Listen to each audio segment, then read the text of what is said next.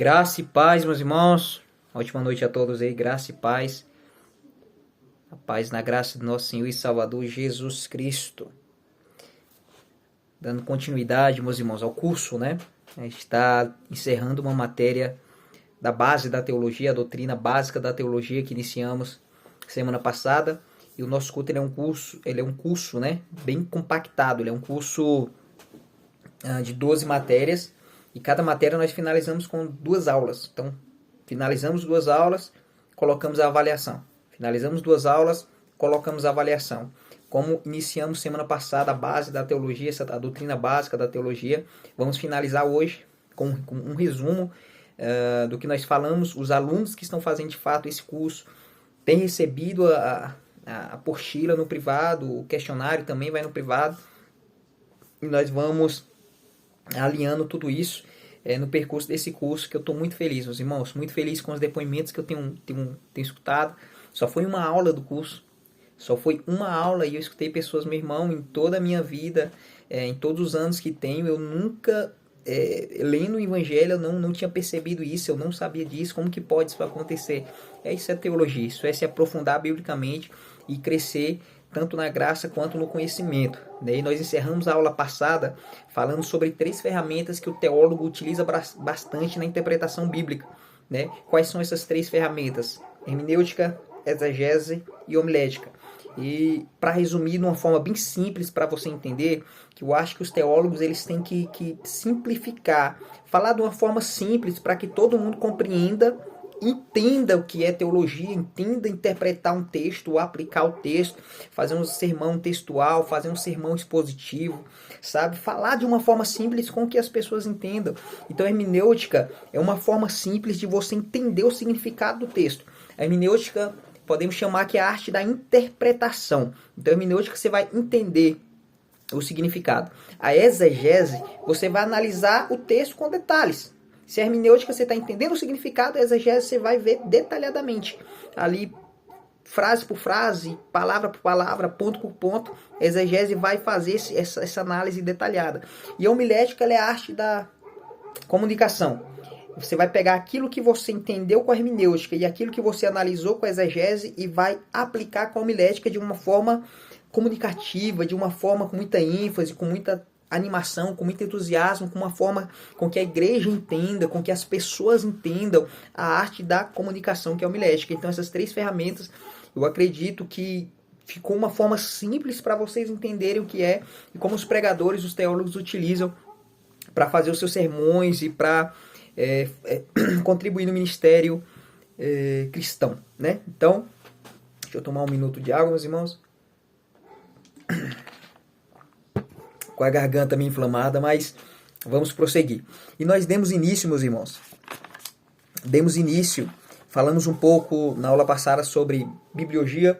Hoje eu quero encerrar algumas coisas também sobre essa matéria, do que muito tem chamado a nossa atenção, porque muitos hoje dos cristãos evangélicos vieram de uma linha católica, né? Vieram de uma linha herdada por bisavô, por avô, por pai, por mãe, né? E uma grande parte mesmo da nossa comunidade eram pessoas que eram católicas. E você vê que existe uma diferença entre a Bíblia católica e a Bíblia do protestante. Existe uma diferença entre essas 2 Bíblias. Existia um Papa da Idade Média, que ele incluiu, meus irmãos, ele incluiu livros que eram livros históricos, não eram livros descartáveis. Eu vejo pessoas falando que os livros da Bíblia Católica eram livros descartáveis, mas não eram. São livros que têm o seu valor, são livros de fato históricos, mas são livros que não foram considerados inspirados. Então, com a reforma protestante, nós vamos falar disso, falamos um pouco na aula passada e vamos falar mais para frente em matérias específicas. Com a reforma protestante, Lutero, Calvino, entre outros reformadores, entenderam que os 7 livros que o Papa na época incluiu dentro da Bíblia Católica não eram livros inspirados. Então eles retiraram esses 7 livros do cânon, e por entender que não eram livros inspirados, como eu já falei anteriormente. Então, como que eles fizeram essa análise? Eles fizeram um trabalho muito forte na questão de tradução dos originais. Na questão de tradução dos livros originais, eles fizeram essa análise e entenderam que esses 7 livros não eram livros inspirados, tais eles, Tobias Judite, Sabedoria, Eclesiástico, Baruque, 1º e 2ª Macabeus. Deixa eu repetir para vocês gravarem. Tobias, Judite, Sabedoria, Eclesiástico, Baruque, 1º e 2º Macabeus. Então esses 7 livros foram retirados do cânon.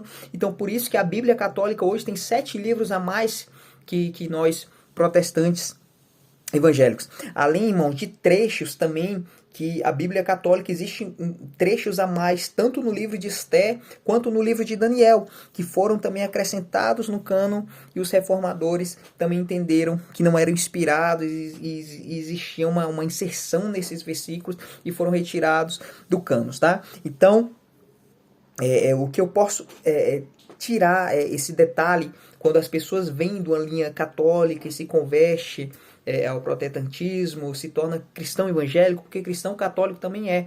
E se você pegar a palavra católico em si quer dizer universal. Se a gente for pensar por esse lado, todos nós somos católicos, porque aqueles que creem em Cristo de uma forma universal. Tá? A palavra católico quer dizer universal. Então eu quero ler um texto para iniciar essa aula, né? Registrada no livro de 2 Timóteo. E eu vou abrir aqui o Evangelho para ler e deixar registrado em vídeo esse versículo. 2 Timóteo, capítulo 3, versículo 16, diz assim: toda a Escritura, ela é divinamente inspirada e proveitosa para ensinar, para redarguir, para corrigir, para instruir em justiça, para que o homem de Deus seja perfeito e perfeitamente instruído para toda boa obra. Louvado seja Deus. A palavra de Deus, ela é divinamente instruída. Meus irmãos, a Bíblia, ela não contém a palavra de Deus. A Bíblia é a palavra de Deus. Um grande pregador, alguns anos atrás, viralizou nas redes sociais quando ele falou que o Evangelho, que a Bíblia não tinha a palavra de Deus, que a Bíblia não era a palavra de Deus, que a Bíblia apenas continha a palavra de Deus. Isso é uma heresia, isso não é uma mentira. A Bíblia, ela é a palavra de Deus. A Bíblia aberta é a palavra de Deus, a Bíblia fechada é a palavra de Deus. Aqueles pregadores que olham e dizem que a Bíblia fechada não é, mas que a Bíblia aberta é a palavra de Deus. Irmãos, ela aberta, ela fechada, ela não contém, ela é a palavra de Deus. Claro que a Bíblia não foi feita para ser lida, né? Não. A Bíblia foi feita para ser examinada, praticada, não sermos somente meros ouvintes, mas operosos praticantes. Então a Bíblia de fato não foi feita para ser lida.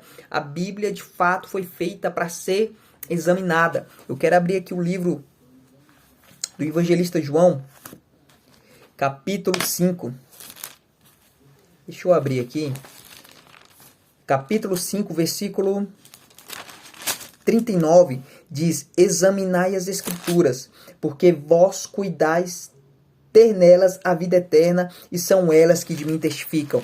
Jesus olhou e falou: examinai as Escrituras, porque se vós cuidais ter nelas a vida eterna, são elas que de mim testificam. A Bíblia não foi feita, meus irmãos, apenas para ser lida. Você lê bula de remédio, você lê folheto, você lê revista, você lê tudo que passa, você lê. A Bíblia, ela é feita para ser examinada, para você se debruçar em cima do Evangelho. E usando as ferramentas que aprendemos na aula anterior, tirarmos do Evangelho os tesouros que lá está escondido. Me lembro do salmista, antes de se debruçar na Torá, naquilo que ele tinha na sua época, ele dizia: Senhor, retira de mim as escamas, as travas, para que eu consiga entender e contemplar a maravilha da tua lei. A Bíblia não é um livro comum. A Bíblia é o livro mais vendido de todos os tempos. A Bíblia não tem fim por não ser um livro somente humano. A Bíblia é um livro divino. A Bíblia é um livro humano e um livro divino. Um livro divino porque o seu autor, o seu criador,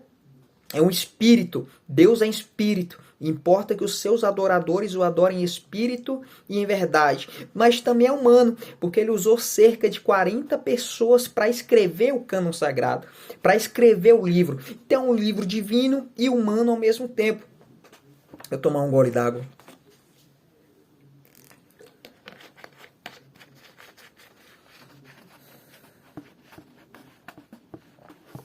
Então é um livro divino e humano. A Bíblia é o único livro que, quando você se debruça para ler, para estudar, para examinar, para meditar, é o único livro que você lê na companhia do autor que escreveu.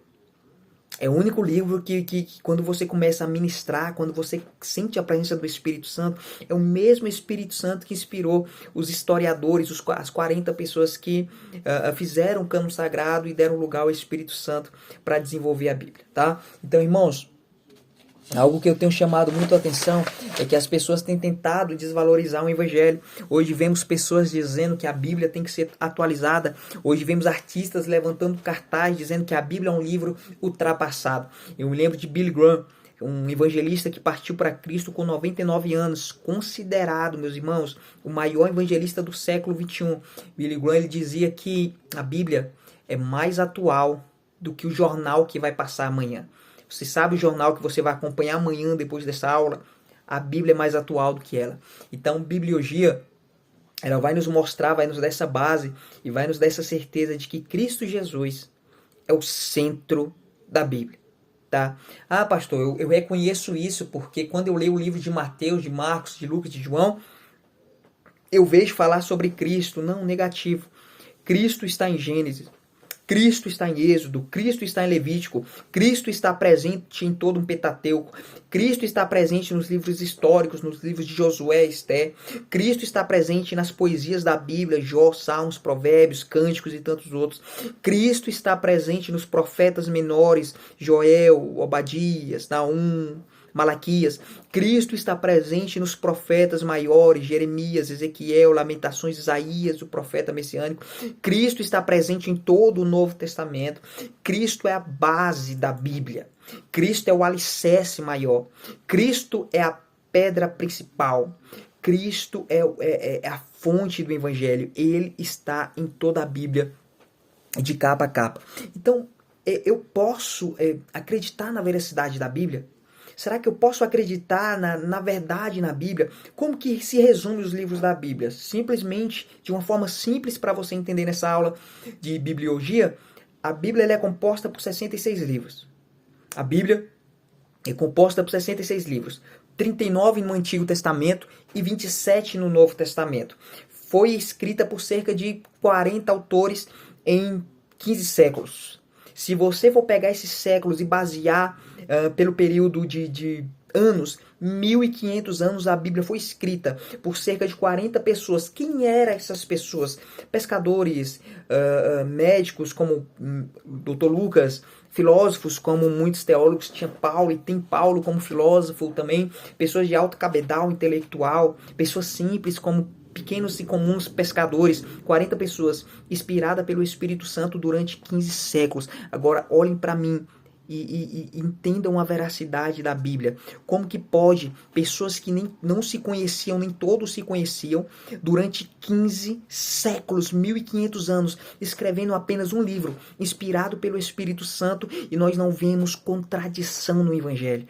Nós não vemos contradição na Bíblia, porque se eu começar a escrever um livro hoje e fazer uma parceria com um amigo meu que está próximo de mim, enquanto eu estou aqui em casa, e o meu vizinho que fez uma parceria comigo, escrevendo o mesmo livro que está aqui do lado, e nós talvez conversando por rede social, amanhã quando nós nos reunirmos presencialmente, a gente vai ver que tem uma contradição. Eu vou falar para ele: ô meu amigo, eu comecei de uma forma e você está continuando de outra, está perdendo o sentido.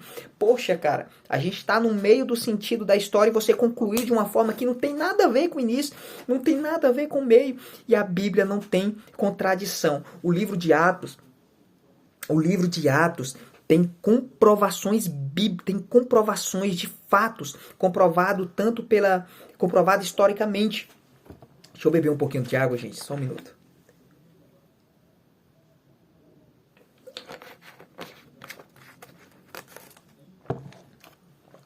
O livro de Atos tem comprovações por profissionais que trabalham com escavações, historiadores. Tem 84 fatos, se eu salvo me engano, comprovando que há fatos verdadeiros e verídicos no livro de Atos. Não existe contradições na Bíblia Sagrada.